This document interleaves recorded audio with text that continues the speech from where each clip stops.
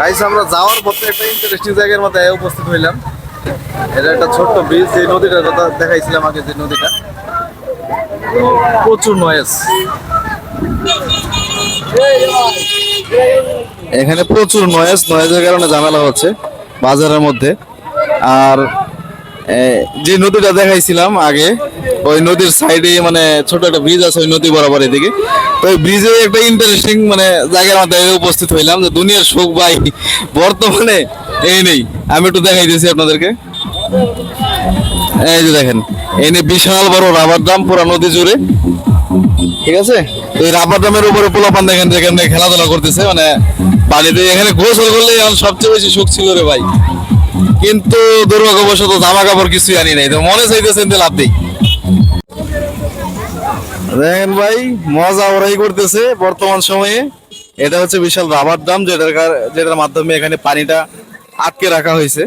এই পানি কিন্তু ওইদিকে যাচ্ছে না, ওইদিকে দেখেন শুকনা, ঠিক আছে, ওইদিকে শুকনা আছে। এখান থেকে যদি পানিটা রাবার ড্রাম ছেড়ে দেয়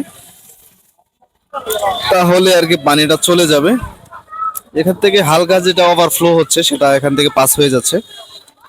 আর এই হচ্ছে ভিউ।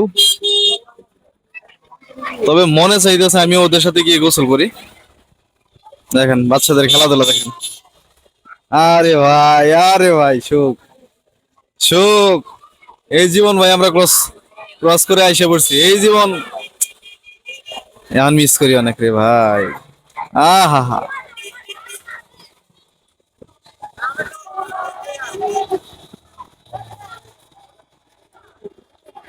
এ কে কে গোসল করবি?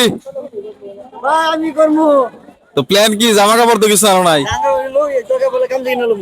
হ্যাঁ কি রানিং রানিং ভাই, চিল করো তোমরা ভাই, আমরা যাই।